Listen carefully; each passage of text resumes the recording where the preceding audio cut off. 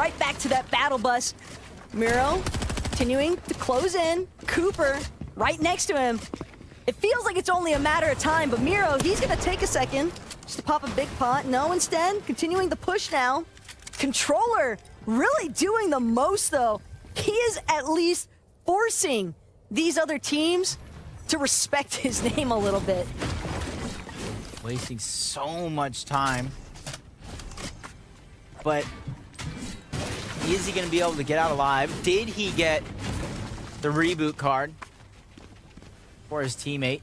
Get a second chance at life if he's able to survive the onslaught that is Miro and Cooper. He found himself at least a little bit of a nook and cranny. There's only 2 spots down below and above that you can even spot somebody out where he's positioned. And Miro and Cooper, they have a decision to make here. Do I keep spending all this time looking for him, or do I go back to farming up, trying to get mats and playing the rest of our game?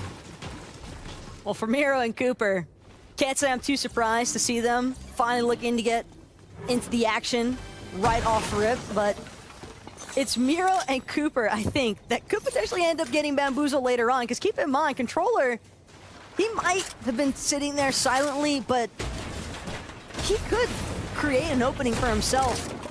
It's all too easy to find a knock when you're least expecting it. Yeah, anything is definitely possible. Just gonna have to worry about Surge later on, and I knew I saw Paper's name in the feed. He got knocked first. DeQuinted doing a good job of just hiding, biding his time. Shadow under pressure, and you know what happens when you're in 2v1 with no exit strategy. Make it look easy and just taking over the POI, or I should say the split drop. It's not exactly a POI. It's a little gas station outside of Kenjutsu Crossing, and they claimed it as their own now. These Havoc pumps, I mean, they have been such a crucial weapon throughout the entirety of this season, and for the exact reasons that we've been witnessing. A single shot is really all it takes sometimes. But now, here for Larson, wants to find a way to get his duo back up and running, and it's Turtle Tavern actually looking to close in. Won't give Larson a chance. ODM here are going to be destroying the builds in the process, as now Turtle Tavern managed to find the close in on the elimination, but he needs health. He needs shields. Gonna have to pop a couple of minis. Meanwhile, Larson forced to expend a shield keg of his own. Either way, whoever walks away from this one, still gonna have to worry about rebooting their partner. Yeah, and we've seen teams already travel to Naughty Nets as a third party. So the longer you take, the more that becomes a possibility. Tavern able to get the med kit off, 150 effective shield and HP, great piece control, and great maneuvering in and out of these covers to not only dish out some damage, but dodge Larson's shots left, right, and center. Pops up, trading shots, and there goes Turtle Tavern. That's going to be their first overall victory against Larson and Smart over towards Naughty Nets, and this is going to be a great start to their game, because even though with only 4 points they might not be able to get first place, we talk about those series points. They want to gather as many of those as possible. I just love this instance, though, from Turtle Tavern. Despite the fact that he didn't have a whole lot of time, he just chose to close in at the perfect moment with that ODM gear, and that's the chaos of the ODM gear kind of ensue. He just barraged into the least expecting moments there. It's a good cleanup, but now for Edgy, he's trying to not get cleaned up in the process. Taking a kinetic blade away. Doesn't seem as though he's got Duke with him. Nah, Duke is down and out. That's why Edgy's trying so hard. He's not only fighting for himself, he's fighting for his teammate as well. Bully flies above and over, trying to close down the options that Edgy has to work with. And you can see the ODM gear from Lizux trying to break through, cause the destruction, take away any hiding spots he might be working with. And instead of just getting greedy here, going back in with the ODM, they know Edgy has no escape plan unless he's going to fight for it. They're just going to go ahead and continue on with the chase. This is a slow but surely elimination that they have around the corner. And with Edgy not really having any options to fight back, he does the best that he can, but it's just not enough to take down this inter-region duo. You can almost see the exact moment that Edgy just realized it's basically wraps, at least as far as Game 5 is concerned. Respectable hustle, but he's gonna have to wait for Game 6 instead. Again, being one of the duos that really needs those placement points more than anything to try and earn those series points, given having missed out on week 1. A little bit of a tough situation there. Oof. One tough situation to the next. They're just leaving Mason down there to try to stall out for the siphon. That way they can trade shots just like you're seeing here, and then they don't have to expend as many heals as they typically would in that situation in order to kind of recoup. Yeah. But where was Scoped? That's going to be my big question mark. At least he's going to have a chance to try to get Mason back in the game. Polarize and NPen again, game after game. You can see what they did in that last one. This time around is before the vault is even grabbed, but they at least know where the key is at. They know Nexi and Redux have it right below them. They don't want to let that vault go over too easy, because then that gives them that Havoc pump, one-shot potential over towards North as well. You see Epicwell and Reed try to close in on the distance. A lot of damage being done from NPen, but not enough to really follow up on if you're Nexi and Redux. They both go down, but there's still 3 teams outside of them that are hovering over Mega City. NPen and Polarize just making quick work to regain control of that vault card. Controller did manage to reboot Moon, by the way. Ooh. But now he needs to be revived himself as Pump.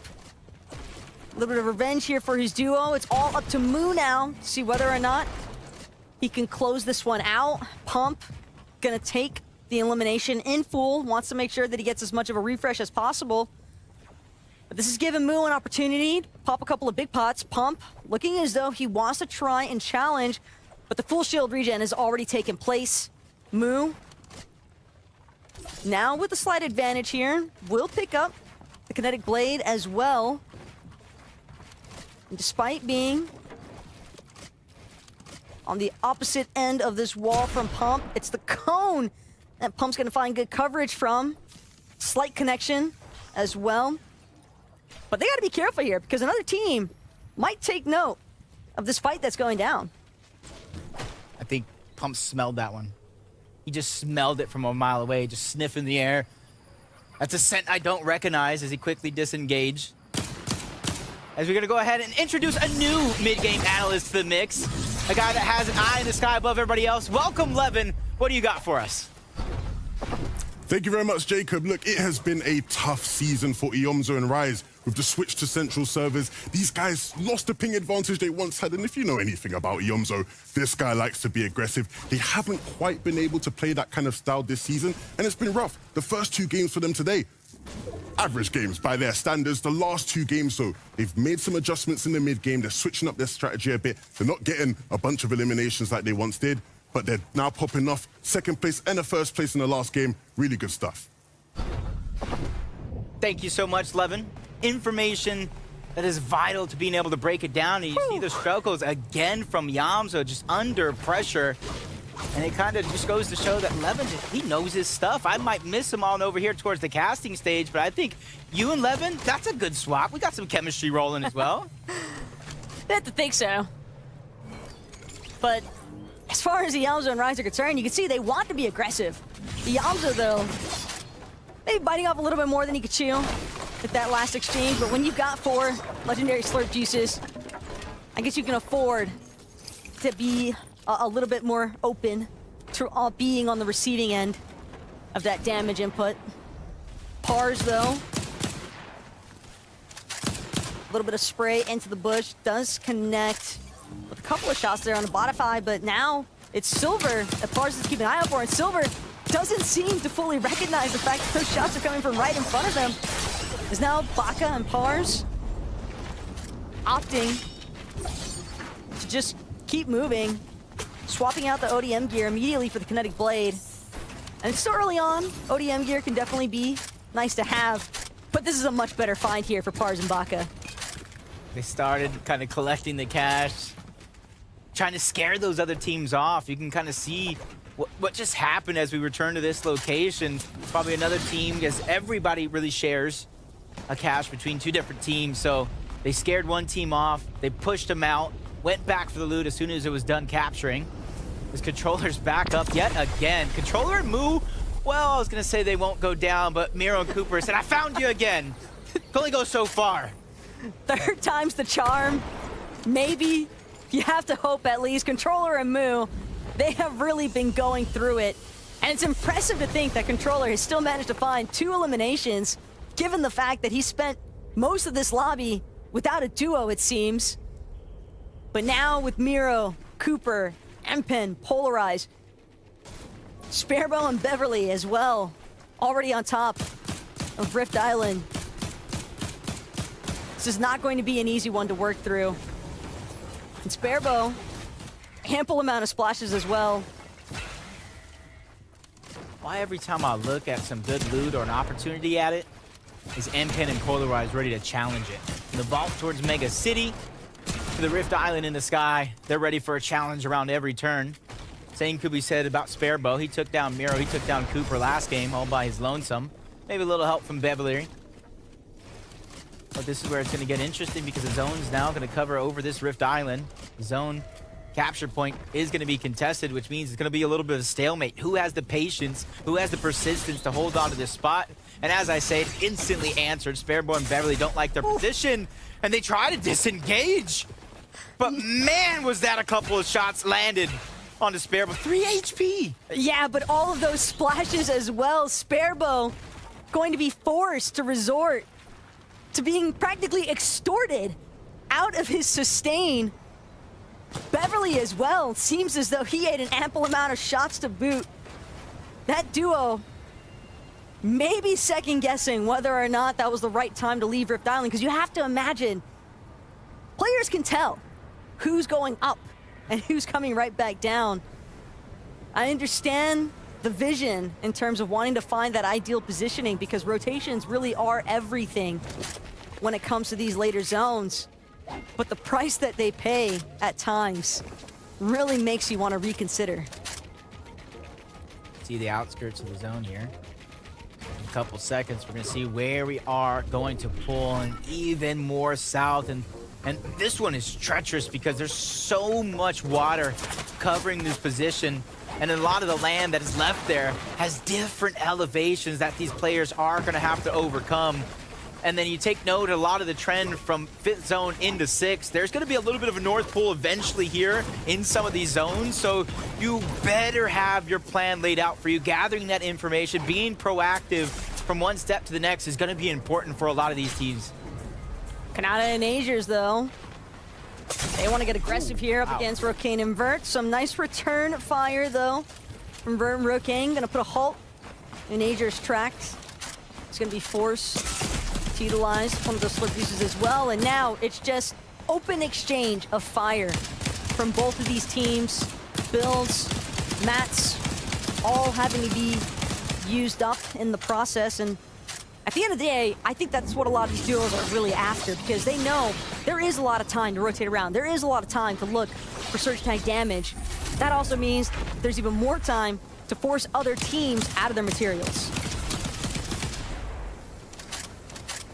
A lot of opportunity here for players to still find their footing, especially for a team like Pamstu and Fatch.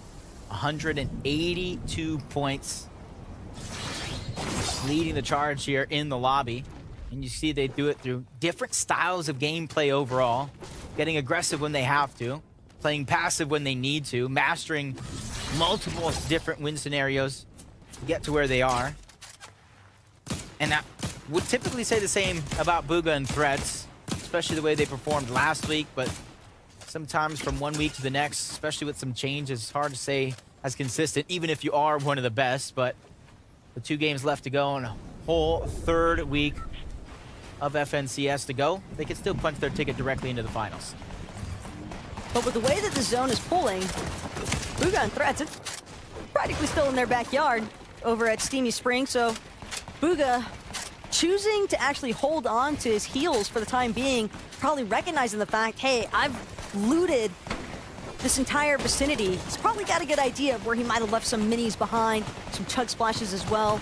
We even saw him cross a little hut that had some chug splashes in it, so bound to be able to regen one way or another.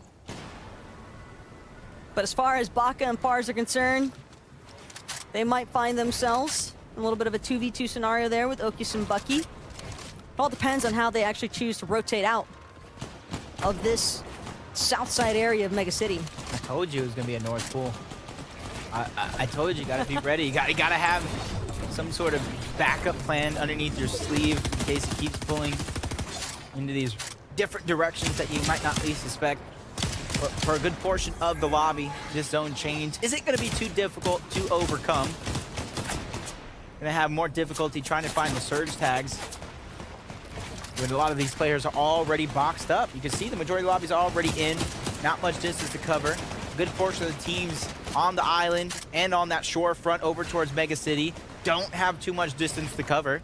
So it's going to be a little bit of a slow zone for a lot of these teams to be able to find the damage that they're looking for. For the ones that are above, it's important that you stay ahead of that curve. Aegis and Kanata, certainly a team that's all too familiar with trying to maintain the high ground. Rokane Vert, meanwhile, gliding in, but it's not effortless. Instead, Vert instantly going to lose the entirety of his shield just about. And that's going to be his last slurp juice, forcefully expended. Still has 5 minis to work with, but the later it goes, the more relevant heals become. And for Vert and Rokane, at this point, it's looking like they might need a refresh more than anything. Taco.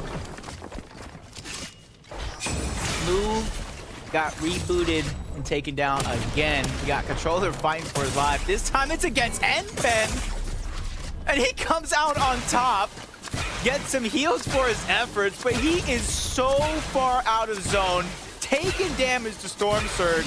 He is going to need a miracle to stay alive, and he doesn't get gifted that one. But I need to know if anybody is any sort of analyst out there, some sort of analytics. Was that the most reboots we've seen in a single game? I think they're trying to set a record. They might have in this process. A valiant effort from Moo and Controller. One thing's for sure, that duo has a firm belief in no partner left behind. Controller deserves all the effort for that one. Yam Zone Rise rotating around Vert, trying to find some safety. 146 points, 700 above the damage threshold. Placement points haven't set in though, so this is not the time for somebody in his position to go down, especially with only this game and one more to play out. So if anybody's looking for that first place spot, this is not the time to have any hiccups or speed bumps in your journey. But for all that damage that Vert and Rokane spent acquiring, for Vert to now be forced to play this one out in a solo position, still hanging 700 above, you almost have to wonder what prevented them from finding better positioning earlier on when their damage threshold was clearly already taken care of. Meanwhile, Landjock Zukis, only 4 above for the time being. Make that 2. And it's Deshawn who appears to have drawn Landjock's attention. But finally a connected shot here, right in the nick of time. Landjock barely going to make it above that damage threshold. Still needing to get a couple more tags going through. I like the thought. One of the teams with the highest elevation at this point in time. They're just waiting, biding their time. They know there's not too much distance to cover before they're in zone yet again. And they knew eventually somebody would try to make a claim for some sort of height. And that's what they used, taking a couple shots on the Kanata. But still having to worry about that Storm Surge and how they're going to be able to deal with it, where they're going to be able to find the shots. While some are waiting for that opportunity, others, like Bucky and Okus, are trying to create that opportunity. If they steal away whatever loot that they can find, even if it's just 3 minis here, they know they're 239 above their damage thresholds. They don't need to forcefully make any moves. At least not just yet. But that could change at a moment's notice, especially with how proactive NA tends to get with aggressing into each other. But Kanata doesn't need to worry about that damage threshold anytime soon. 849 above. And again, continuing to scout the direct area around them. A slight layer above, but it's Okus and Bucky who get caught out in this ultra low ground. Okus, in fact, barely managing to hold on for dear life, trying to do whatever he can to buy a little bit more time. Splashes now going to be used in the process here, but Okius, the walls are closing in around him. The duos are starting to sandwich him. It's only a matter of time. Yeah, he got out of the claws of one team, but walked in to the aim of another. Now Zyro's having some cheeky shots over into the distance. That was Muzz and Degen who started this lobby focus, pressuring Okius, making him spend a lot of resources, mats, heals, to try to get out of this position. And even then, he still has some ground to cover. Not much, but at least it's something. Cam and Jamper, much more distance to overcome as they're continuously trying to find anybody that gets left behind the zone. 375 above. Not necessarily looking for damage when it comes to Storm Surge, looking for anybody that's staggering themselves too far to the backside of zone. But it's Cooper and Miro. They're so busy having to throw up builds in front of them that just keep getting shredded away at. They don't have time to actually protect themselves from the duos closing in on their backside. Pars, meanwhile, immediately eliminated the moment that he tries to challenge to a slightly higher layer. Thatch and Pamsow now doing what they can to remain safe for the time being. But Yamsa and Rise, they need damage because it's getting close. Yeah, they don't feel comfortable. No sense of it at all, but I thought I saw Kanata go down in the feed. They're still able to put on a good amount of points on the board, so even though he does get dropped, Ager's left by himself. Very, very capable of coming up big. You saw last season how confident Kanata was in his teammate, and typically it's Kanata who's forced to make big plays and clutch up a lot of these points as a solo, but 10th zone moving into 12th. Slurp Juice popping a little early, some would say, when it comes to Agers, but when you're in a solo, you need to be able to make it as far as you can, especially with 19 teams still alive. There are so many points still left on the board. Thresh just completely catching a duo off guard. And that's the treacherous part, too, about maneuvering through a lot of these builds, Jacob. You never know when a wall might be open, and Cam, too much of an opening, left behind, gets knocked. Now Jamper forced to try and bear the weight alone. But Pamsow, Fouch, they're still making it happen. They're still managing to build through. Nobody convincingly has height just yet. But as I say that, Degen goes for it along with Muzz. They protect themselves because they almost got taken down, shot down by Bugha and Threats, and you can see them getting separated. Bugha's just trying to go to the front side of the zone, lead the charge. Jamper's doing what he can as a solo, even forces flashes earlier out than he would hope. Over the water, though. This moving zone takes everyone hostage here. These players are going to have to continue building out. A lot of those resources, typically you see a lot of players having in towards the end game. They're right out the window as you finally get into a top 10 situation. Zone hasn't even closed just yet, so you gotta pay attention to the timing if you are gonna start to heal off. But for the players, for Jamper, he's not gonna have that potential, so he's just trying to gatekeep and bust anybody's games on out. Degen and Muzz almost get chopped down, but Jamper doesn't have enough charges left on the Connect Blade to make that one come through.